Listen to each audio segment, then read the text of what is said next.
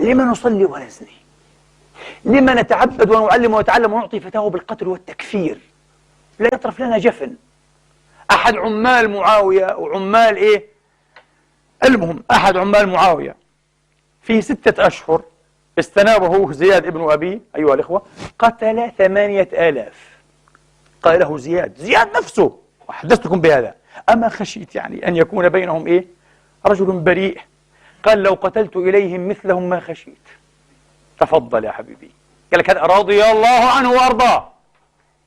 ثبت أنه باع الخمر رضي الله عنه وأرضاه. ثبت أنه ناكف رسول الله. الرسول قال له إيه؟ اسمح لأخيك. الرسول قال له ناقله نخلة بنخلة، بعه. لا أفعل لا أفعل لا أفعل. يرد أمر رسول الله في وجهه. صحابي جليل، وإن قتل 8000، وإن قتل أمثالهم، وإن باع الخمر، وإن نكف الرسول، حتى غضب الرسول وقال لغريمه افعل كذا وكذا رغما عنه وليخسى. رضي الله عنه وارضاه. كان عظيم الأمانة، يقول ابن سيرين. عظيم الأمانة، عظيم الأمانة. وفي ابن سيرين نصب خفي، حتى تعلم الحقائق المرة، فيه نصب خفي وانحراف عن أهل بيت رسول